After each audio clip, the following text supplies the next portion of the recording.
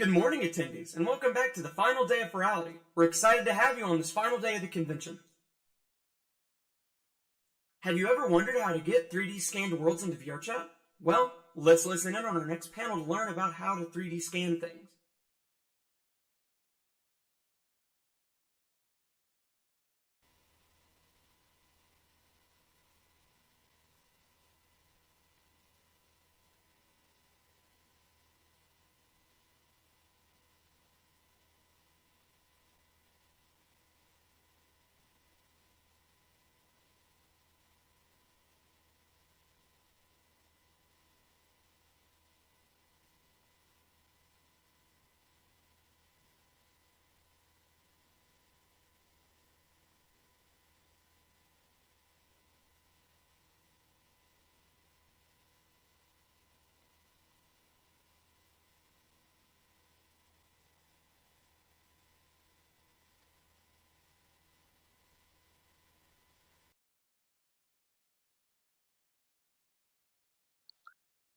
Something.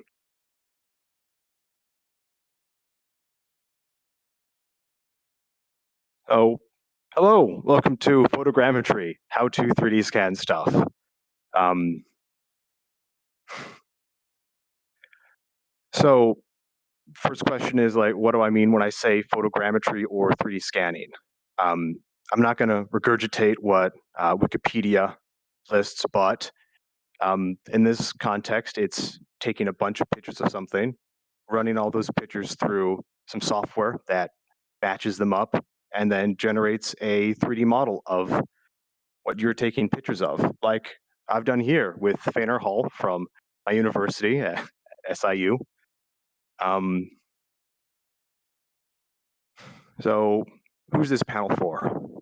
If you've never heard of 3D scanning and you would really like to learn more, this is for you. If you're a novice like me, maybe we can compare notes. And if you've been doing this since like the early 90s, I don't think this will change the world. But it'd be cool if you told me all the things I could improve on later.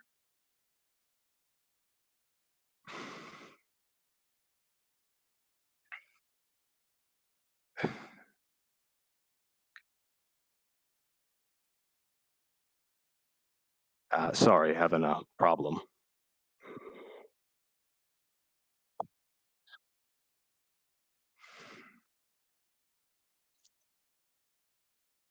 So first things first, how do you get started with 3D scanning something? Best thing to do is, well, you pick something, and you'll want to pick something with a good texture to it. So this building is basically just, it's ideal for 3D scanning things. It's got this nice grid on it, all these bricks. The software likes that. It's able to find all the nooks and crannies between them and match them up. They're all different colors. It doesn't have a lot of glass, but it does have glass. Things with reflections, glass is very bad. It doesn't work out. You get all these all this bad geometry. It's not doesn't work out. And you can see some places over here still didn't. Yeah, I tried really hard, but it didn't come out either. Like the bike racks, it's just a solid maroon color, no texture. Didn't turn out. Cars are bad too. Too many reflections. But anyway, so you pick something, you go there, and you start taking pictures, and take a lot of pictures. Like I took, I got my friend L on to come with me, and he took about 1,000 pictures of this building, and I took about 2,700 pictures of it. And that's kind of what you need to take a really big building. But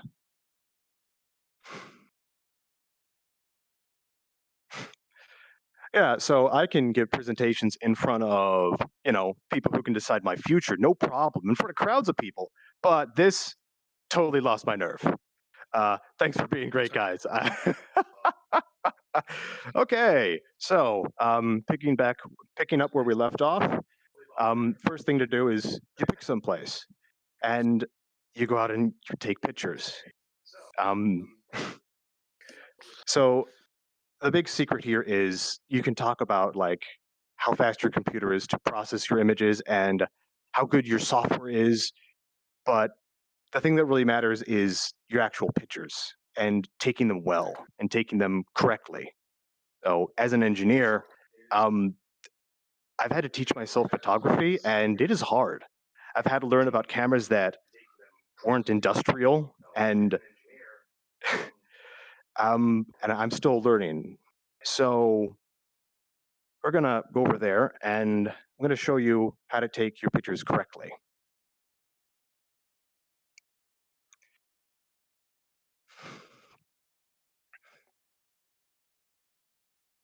So a bit of a secret here is I did not take my pictures correctly. I did not follow my own advice, but I still did a pretty good job, and things turned out okay.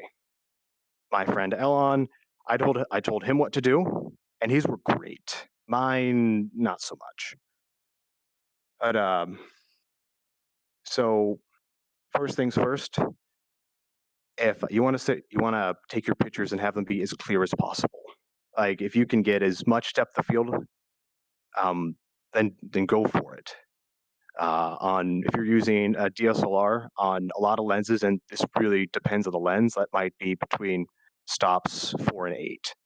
Just usually, and then you want to try to keep your shutter speed as fast as possible as well, so your hands don't have time to shake like mine are totally right now.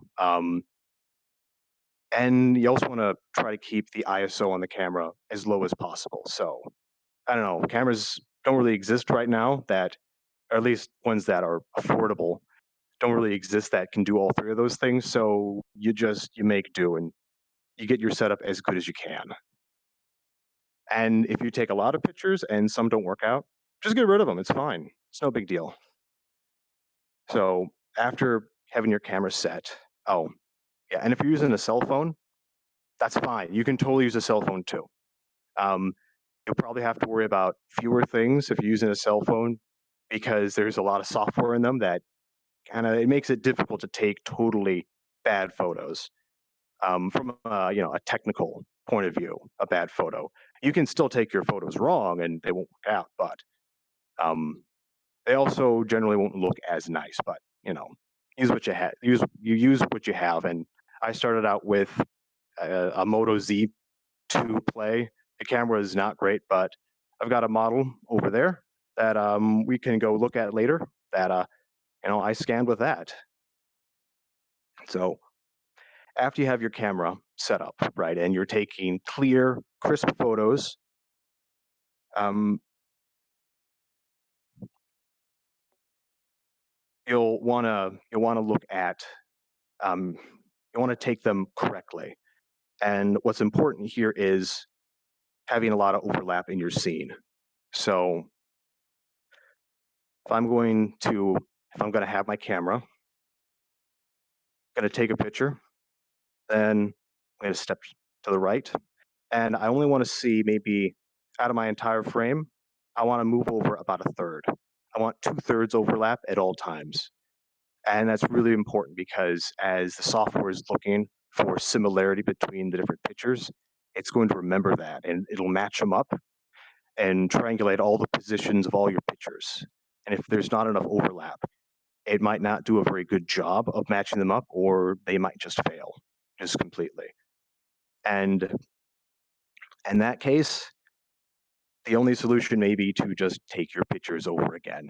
Um, and if you're on a shoot where you can't get back to the location, it can be a big problem. So yeah, take your pictures correctly. It's aside from having clear pictures, and one other thing that's again so vital and important to it. So yeah, you're going around, you're taking your pictures, you're stepping around, and then say if you want to catch more stuff up there. I didn't get a ton of views of the windows up there, and you can see they're a little mangled, just not enough data. Also, glass is pretty hard for the software to deal with because of it's there's reflections in it, and it'll match those reflections. And when you move from your point of view, the reflections change and those features change. It doesn't work out very well. But that glass still worked. It's okay. I had enough other things right for it to come together. Um, uh, if you have good overlap, the other thing you want to avoid doing is right angles. Those are evil. So if you're going around a corner, you want to take a picture, take a small step, and angle yourself a little bit. Again, only exposing about a third of the new area. Then another picture.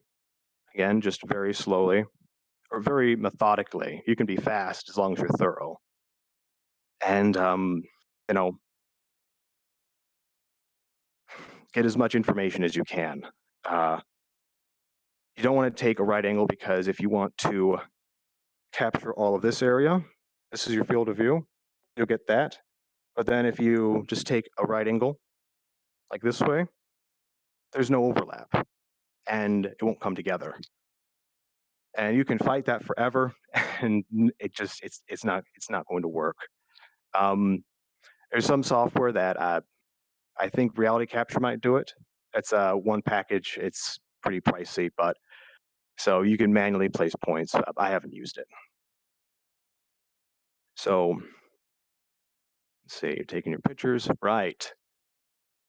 This is the other thing that you absolutely have to do right. If you have a lens that zooms, so not a cell phone, on a DSLR, if you have a zoom lens, you want to set it and then lock that lens in place. You don't want to move it no matter what. The lens doesn't have a lock, tape it in place, and don't move it for the rest of the shoot. Um, that's because the software will correct for the lens distortions, and if you allow the lens to move, then whatever correction it applied at the beginning won't carry through all the way, and you'll get a lot of messy pictures and bad results. Um, so those three rules: taking clear photos, taking your photos correctly, being methodical, and also not changing how much you're zoomed in. If you follow those, you can break so many other things, do them wrong, and it'll still turn out. So yeah, not following my own advice. I had my shutter speed it was way too slow, about a quarter of a second. And so all my pictures of interior areas in this building were a little too soft, but you know, I still was thorough and I still didn't change my zoom. The model still came together. Let's see, before I forget. Yeah, so on this area, in terms of being thorough, I couldn't capture the entire area in the frame of my camera, so I had to take a picture, down low, get everything, and then you know angle up, only exposing about a third more, and then again take a step over, repeat. Um, and I was very careful to never take a picture while standing in the same place. Um, double photos, especially, you always want to just have one and get rid of the other. It's really important. Um, as your software is running, it'll try to make stereo depth maps of all the pictures, and if your pictures are completely lined up with each other, then there's no depth there. But the software won't know that; it'll just confuse it. So, and after, so go around your area, get a really general sense of it. Just you know, get everything, but maybe not in detail. Once you have everything, you know, what I did was I circled around a few times. Again, just being careful never to stand in the same place. Uh, and if I had some pictures that were too similar, I could get rid of them. I took a lot of photos, so it was really easy to junk some. I ended up junking about 600 photos out of my 2,700. Uh, and I can't, walk through the bushes here because that's just geometry. But I did, trust me. After you have just a really general picture of the area, then you can go in and do detail shots. I was pressed for time, and I didn't have time to do detail shots. So you can see some areas where it didn't work out.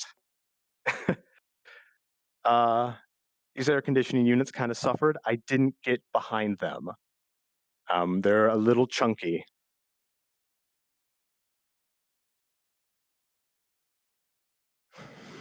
Yeah, a little chunky, but anyways, still worked out. Still came out pretty well because I was thorough and got everywhere. So after you've taken your photos, the next most important step, you know, only slightly less important than taking them, is to look at them.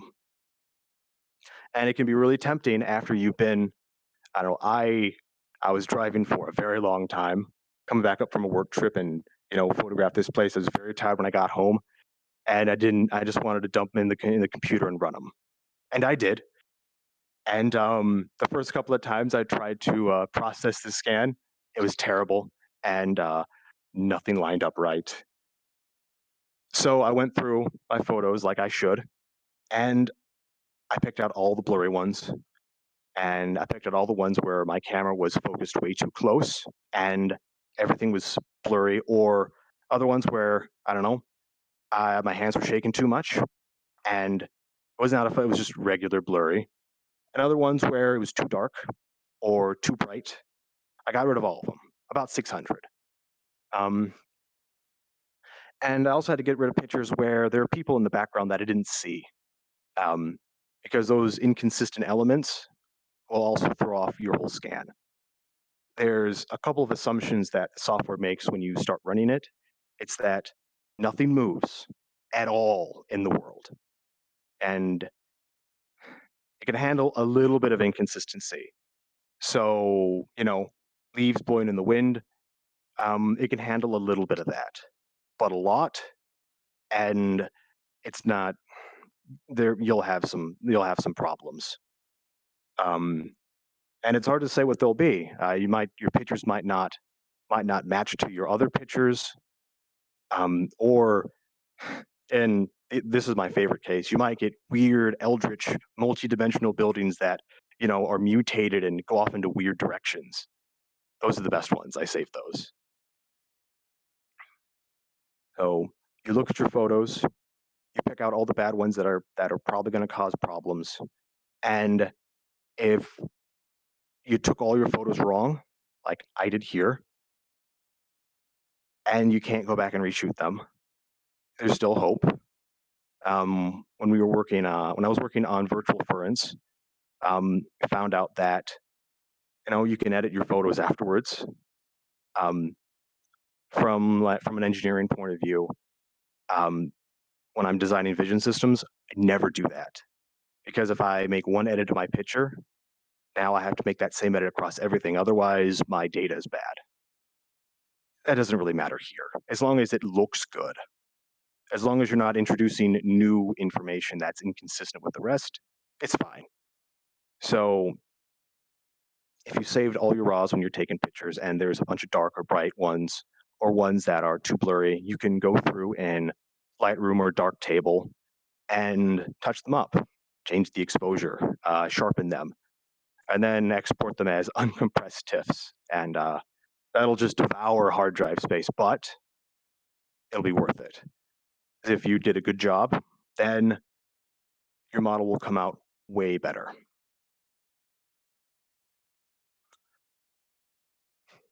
So let's see. Take your photos, look at your photos. Then the next thing to do would be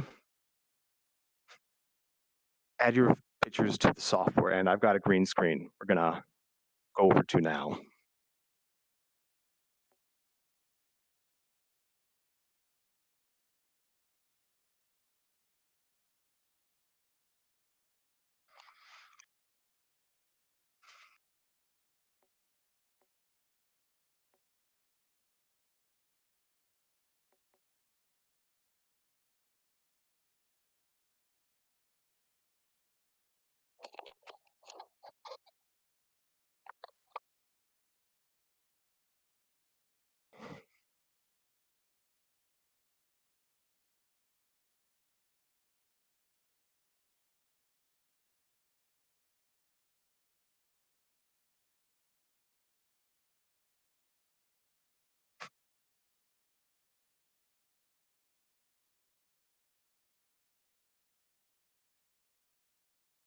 Okay.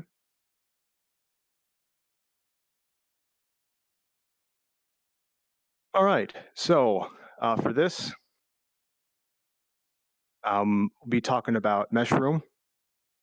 That's a program I use a lot.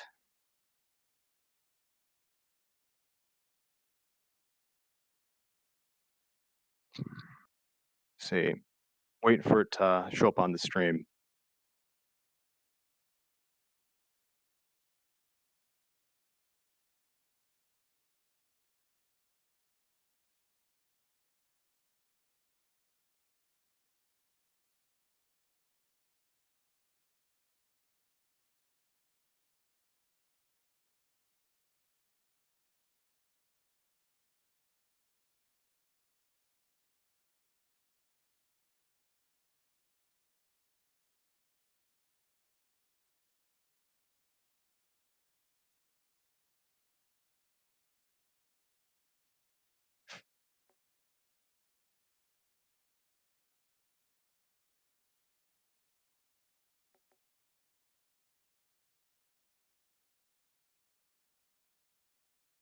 Okay.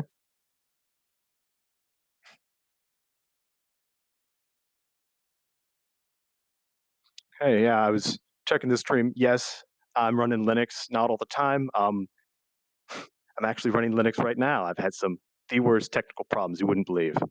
Um, but I do find running Meshroom in Linux, you tend to get it tends to process a lot faster, and that can be a good thing because this can take forever to run.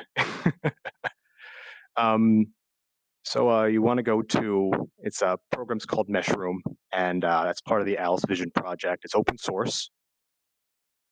Um,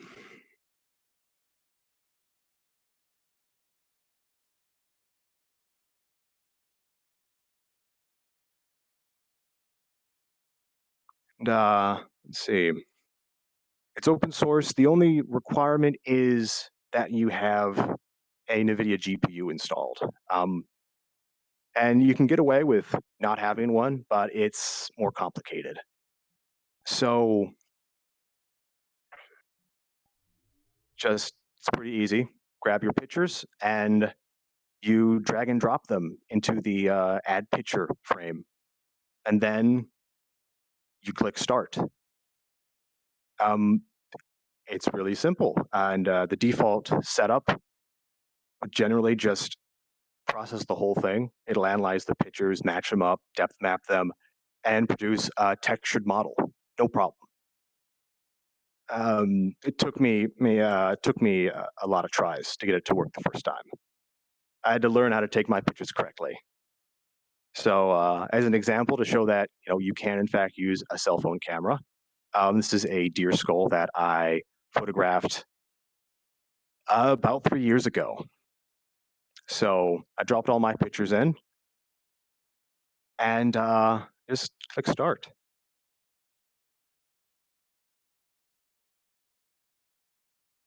Let's see. So the whole process, what it's going to do, it's going to analyze all your photos. First, it's going to figure out what kind of camera shot these photos. And that's used mainly to just correct for the lens distortion. So if if you need to use a different lens or take a different amount of zoom into something, just if you have a DSLR, take the lens off and put a new lens on. Don't adjust the zoom because that'll show up. So I was shooting with a Canon. Just this whole building, I shot with a Canon Rebel 7 Ti. It's what I have. And my friend Elon, I think he was shooting with a Nikon D8000. Again, basically just the equivalent of an equivalent model of my camera in Nikon. Um, I was using a wide angle lens. I can't remember what it was, but I can't remember what lens Elon was using either. But it was apparently it's apparently the greatest cheap lens that man has ever invented. The pictures that thing shot were phenomenal. Um, and again, we set our lenses, forgot about them, and went. And it recognized and sorted out just all the different photos, corrected for distortion differently. Um, I don't know what you would do on a cell phone with like multiple camera lenses. Mine doesn't have that, so that'll be that'll be interesting. This version of Meshroom, I had to add my camera data too. There's a file and plenty of tutorials. Just that might be something you have to do, but they're always adding more to it, and there's always more cameras being released. So you know how that is. Let's see. So it's going to identify what they are,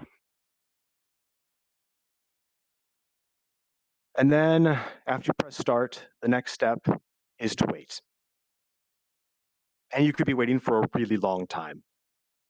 On my computer, not counting all the times it took me to figure out the right settings, it didn't take too long. But it was about 2 3 hours. Counting all the attempts before, it was more like 8. Uh, Cell phones don't take as good of they usually don't take as good of pictures as like a DSLR would, and that will make the software take longer to process. It's just the nature of how it is. So it's something you do need to be aware of. It probably won't be an issue, but again, this can take a really long time. While working on virtual ferns, the longest just waiting for it to process was about 36 hours, and not counting the week it took me to fiddle with the settings to find the right one to get the pictures to match up. And that was 36 hours of my computer maxed out and really hot. So you want to make sure that your computer can actually handle it. This is very well optimized software, and it will run it. It's not like a game at all, where your CPU will be like, I don't know, at 20%, your GPU is worked at 100. This will work your CPU at 100%, your GPU at 100% for a while. It depends on the step it's in, but yeah, if you don't have enough fans, best case scenario, your computer slows down or turns itself off. Uh, I've blown up computers, but not doing this. I'm just buying really cheap parts and believing that a $20 power supply was the same as $100 power supply, and you know hard lessons to learn. So make sure make sure it can handle it. It probably will, but just if it starts acting funny, just click stop, and it should stop right away. Let's see. So up next, um, so the first step in this pipeline is after it identifies the pictures, it's going to match them up. Well, it's going to find what's called features in them, and features are anything unique, usually with a lot of contrast. So you can see the wood grain on the wood grain on this picnic table, and the lines and the sidings of my apartment. It picked those up really well, and I can go to the next picture to show that. Yeah, more monitors. Um, all those blue dots on here, those are features it's found. So this goes into just choosing what you're going to take a picture of. Some things don't work very well, and there's not a lot you can do about it. So this deer skull is just bone white. Doing the deer skull, I thought it might be a little on the nose with me, but you know what? I thought, why not? So it's just white. There's a little bit of variation in it between where like where the bones where the bone plates are growing together, or in the teeth and the antlers, but for the most part, it's just white, and there's nothing for it to find in there. So say if you took a picture of something and you could do in a photo editing program a paint bucket flood fill and like fill an area, that'll work great. It'll find that. So just a black dot, it'll find it. But if you had a black dot with blurry edges, it's not going to get that. And so there's not enough detail, not enough contrast in just the middle sections of those bones for it to find it. And that's what gave me a lot of trouble. The picnic table, on the other hand, wood grain is great. Wood grain without a heavy varnish, so there's no glare to reflect off of it. Works great. And it did actually. It found a ton of features, and even though I had, this object that isn't the easiest to work with, I still um, I put it on a background that was good to work with, and that really worked out. So you wait, and you know, while it's running, you can have a look at what it's doing. So you can click between those different blocks in the pipeline, and here I've this is actually it's completed. So, but you can look at your pictures. You can look and see what it found and what it didn't found. So if you've got something like we'll go back to the bike racks later, but if you've got something that isn't coming out, you can go in and have a look and see, did it find any features in there?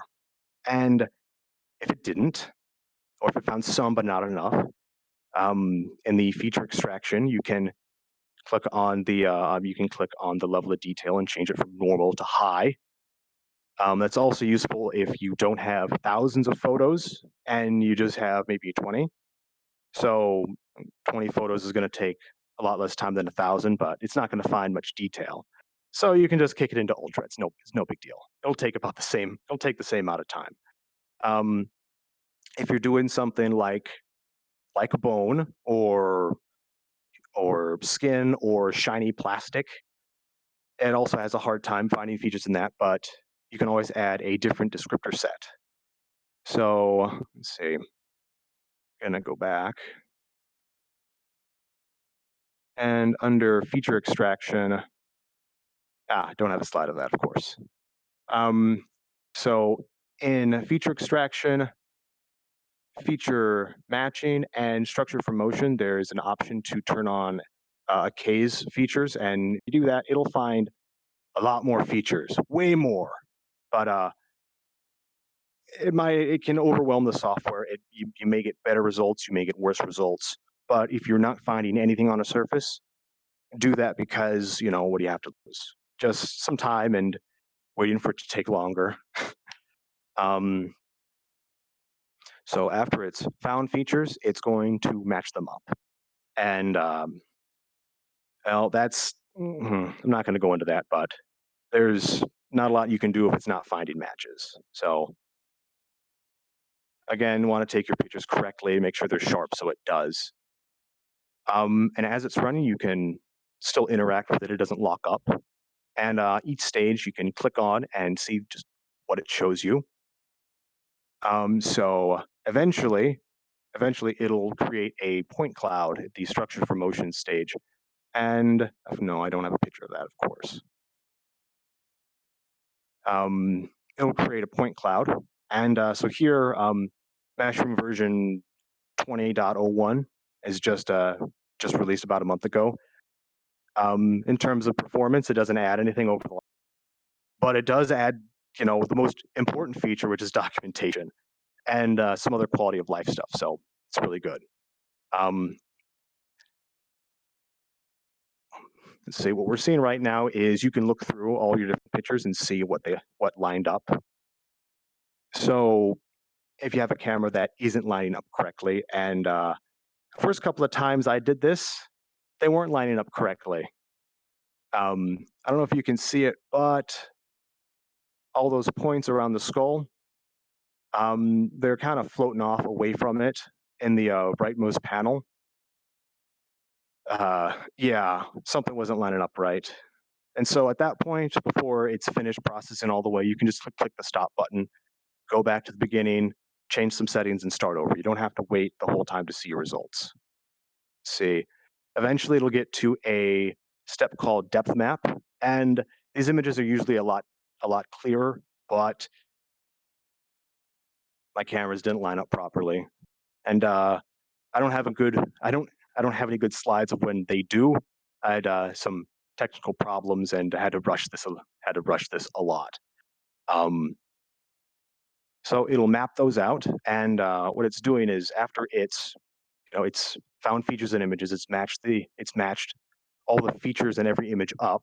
Then it triangulates all their positions, and it creates a point cloud. Which, and then after it knows where roughly objects are in the world, then to create a higher quality mesh, it'll do what's called a depth map. And so our eyes do that right now all the time. We've got two of them. We see the world in 3D. So it's using all these single pictures that you've taken to do the same thing. And this is its false color image, the depth map. The darker the colors are, the further away the object is. This is something that the Microsoft Kinect does, and Kinect makes the Kinect and the Kinect 2. You can still pick them up. They make a pretty good 3D scanning system if you have them. And software you want to look at is RTAB Map, and the meshes are never very high quality, but they're very fast. So again, there's a lot of ways to do photogrammetry. This is one, and each has their own benefits and downsides. So once it's done, once you've waited days and days and days, and for your model to be finished, what do you get? Uh, oh no. Well, this will probably happen. This will probably definitely happen, especially the first time. um, so the table came out. It's a little lumpy, but it's certainly there. A little bit of the background. Um, uh, Again, you can see most of the points are on the table in the background of the antlers, and not the rest of the skull. So when that happens, the next thing to do is go back, start over, and iterate. So Meshroom is really great, and this is something that I don't know. You could see it as a downside or an upside.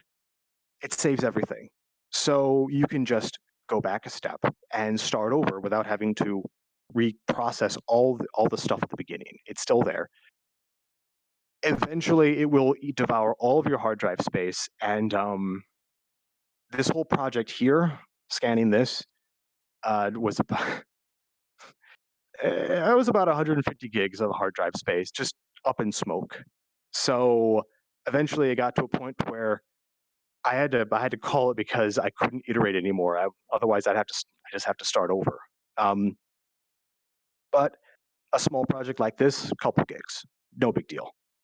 So if you know where your problem is, I didn't have the skull was missing, so um, I had to look at my point cloud, and I determined that I didn't have enough points on the nose, and you can see that over in the you can see that in both panels. So I went back to feature extraction, and I right clicked it, and I clicked duplicate nodes from here, and then I changed a few settings. So the next step down, I turned on Ak's features, but I left the descriptor preset at normal, and I turned on Ak's for feature extraction, feature matching, and structure from motion. And I didn't even bother to let it finish all the way because I could see that even turning on the Ak's features, those are all the orange points in the picture. It still wasn't enough, so I stopped it again. And I want to say, let's see. Mm, so you don't have a slide of that? No, here I'm just showing where those settings are. They're going to be in that panel over there, and you just click them. If you can't process, it won't crash. It'll just stop, and it'll give you an error message to figure out. Let's see. Right, and you can look at your point cloud as well to figure out what's gone wrong. So you can see like over there, I zoomed out a little bit, and I had to look to see how flat my picnic table surface was. And I don't know if this is coming out on stream. It might be kind of small, but there's like a couple there's like a couple of leaves coming up, or it looks like it's captured multiple picnic table surfaces, and it has because my cameras didn't match up and align properly. So that's really just the core of my problems. I have to solve that before it'll work right. Um, and in this case, and didn't actually have time to go and capture that. I'm sorry, but mm, yeah. Even after I iterated again, and on this one, because I really wasn't finding enough features, or I wasn't matching enough features. Also, there's another option in feature matching. You'll only see this if you turn on the advanced settings, but you can go from you can enable the brute force L2 matching, so it'll just match everything. It still wasn't enough, but sometimes that happens, and you have to keep trying and trying. Eventually, you get it. Um, Unfortunately, I ran into some problems and didn't have time to make the model fresh again in this new version of Meshroom, but I have the old one. No, that's my last slide. You can see I totally have it together. Anyways, so I still have the model, and it's over here if you want to follow me.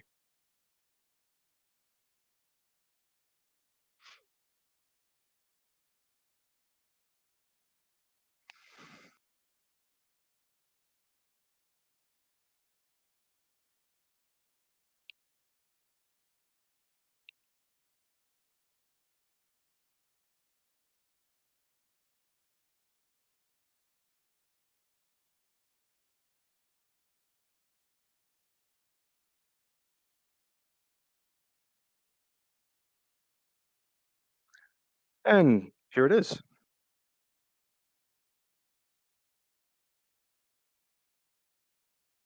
I don't think I got the scale quite right. I'm pretty sure this is a little smaller, but that's something you got to worry about. So, I may have forgot to take a measurement of this building, so I had to scale it. I don't have a real world unit to match it to, but so I measured a door in my own home, found a door in this scan, and scaled it to that. You know, I'm gonna have one of my friends who's still going to SIU take a measurement of literally anything, and then I can just match that to that. So you can go in and have a look. So this method of photogrammetry is the actual geometry is kind of low resolution, but the texture detail is really good. It's really good. And the better your pictures are, the better your textures will be. I think, and this is it's two 4096 by 4096 textures. Um, I didn't get total coverage on this. You can see back of the antlers missing some spots, but yeah, no, it's pretty good. And you don't need to do anything for lighting with this. You know, when I'm making this map, did I bake any of my lighting? No, I didn't bake my lighting because the sun did that for me. All that information is already in the physical model. So you don't want your lighting to change. That's really important. Um, yeah, and right.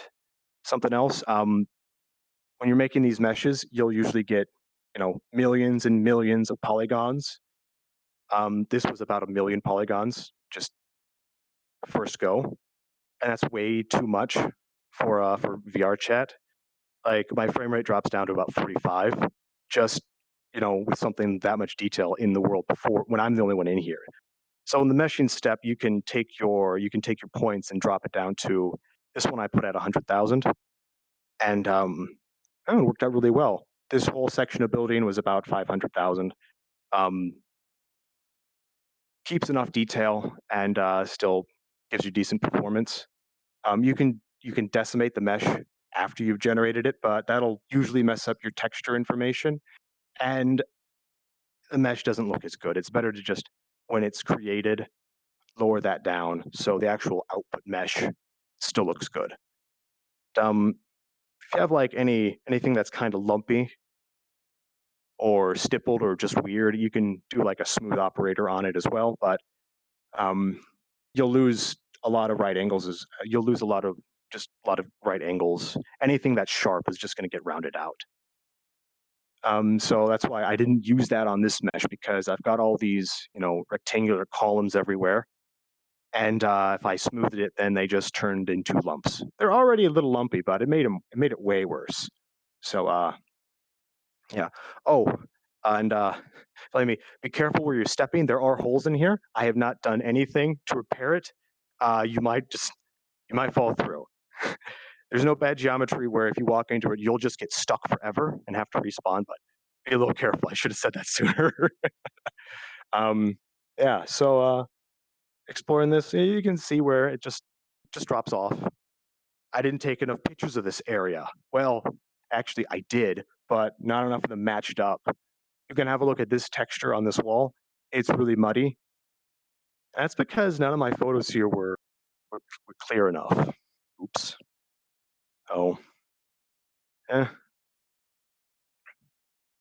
Ooh. Yeah. Let's see. Over here, I'm not sure why yet, but lost a lot of good detail. Just I don't know. This flat concrete is really lumpy, and the texture isn't very consistent. When it's mapping the texture out, it'll take the best texture based on some internal system. I don't know how it works, but it'll take what it determines to be the best one and then sort of average them together. And if it's got a lot of different cameras that it determines have, are good, have good quality, textures in them, you use a bunch and then you get kind of garbage like this. So what you do in that case is you just remove those pictures or you fiddle with the settings. You can see that. Oh, you can see that over here, where the brick just changes from a red to a very, very, very light red.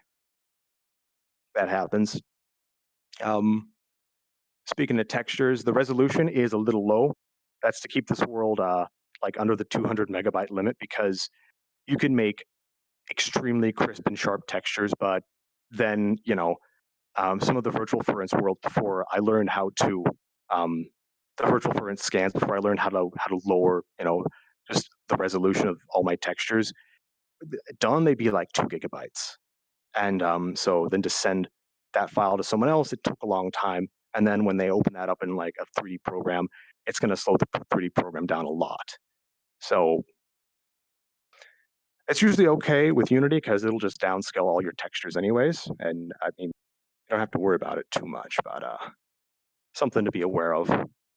Um, let's see. Yeah, so things that don't work out very well. Trees don't work out too well. Uh, it's one of my favorite corners. That's why I chose this section of building. One of my favorite corners.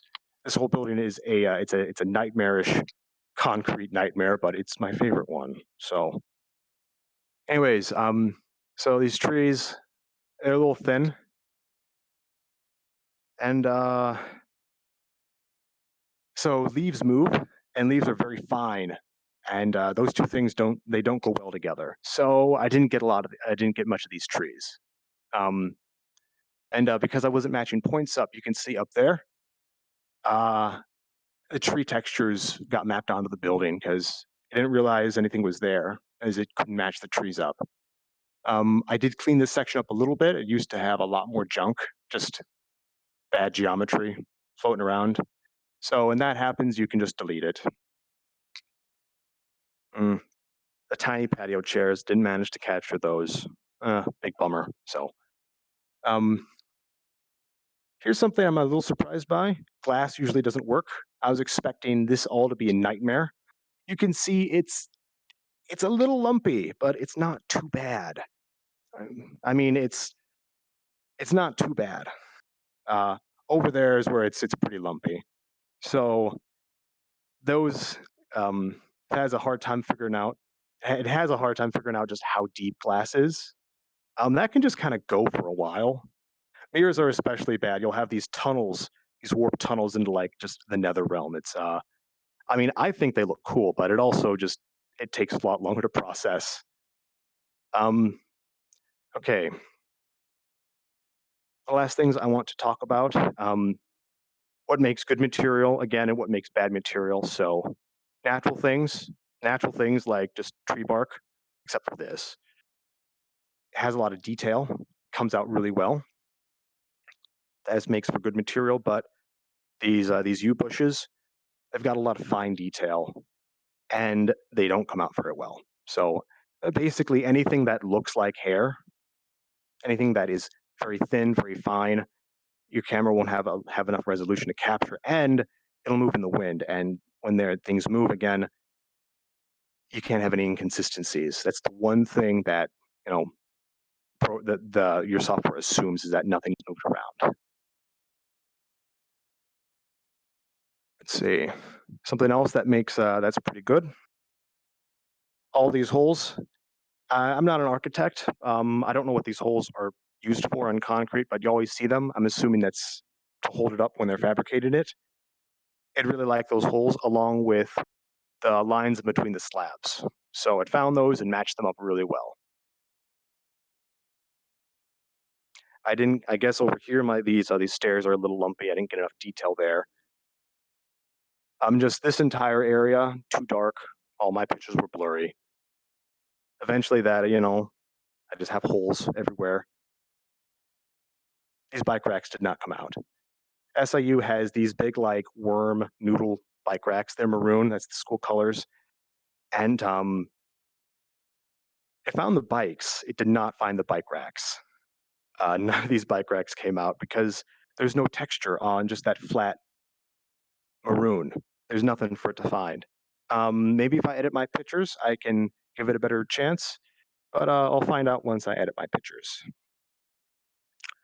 So basically, what I did for this space was I walked up and down taking pictures. I walked back and forth taking pictures. Um, you know, then if I wanted to capture something, in particular, also just walls, went up to a wall and I walked along it, taking pictures carefully. Um, if you want to do something, if you want to do, an object and not a building, um, here's the Daily Egyptian, our newspaper. So what I did here was, let me just orient myself.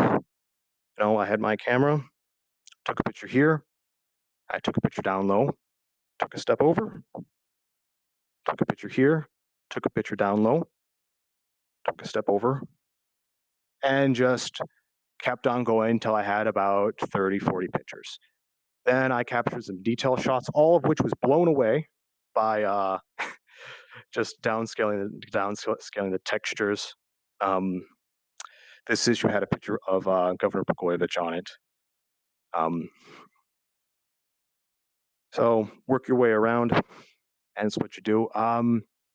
Yeah, some things if you look up, yeah, it gets a it gets a little lumpy.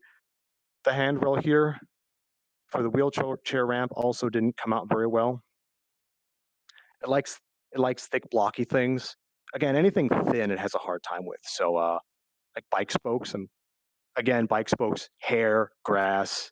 Um, it's it's not going to resolve that very well, and you get these cool lumps that I wouldn't recommend walking on if you're in VR chat until I clean it up. Um, yeah, so that's an introduction, and that's what I have to say on that. Might take you a lot of tries to get something that works out well. Uh, this is my ongoing obsession or frustration. I'm not, but I know I'm not going to stop until I've got pictures of this upper area. But all the texture information is terrible, so I'm not going to stop until I can clean that up. Or I don't know. I might have to retake my pictures. We'll see. Um, we have any time left, and if I can read the Twitch chat, I might try to take a few questions.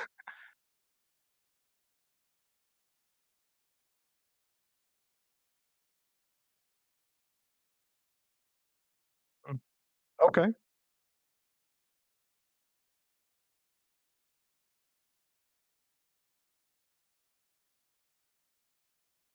Oh, I see someone saying something about normal maps.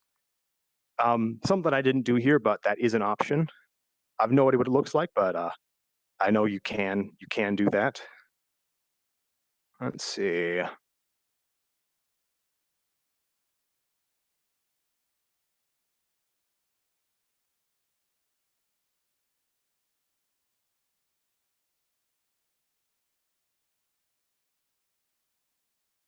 Mm, well, anyways, um, that's that. Thank you for watching my panel, and thank you for being very patient with me.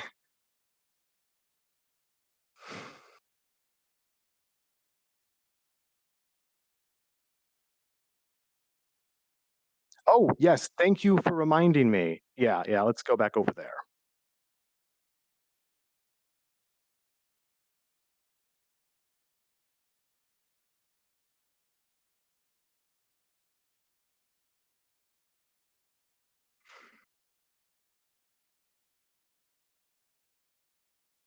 Okay, back at the beginning where we're actually going to end this. Last slide. These are links to Alice Vision with Meshroom, also the Meshroom manual, and Peter Falcon's blog. It's a good resource for just learning how to do this, um, and also just well, learning how to do this, reviews of using the software. And if you want to follow me on Twitter, there I am.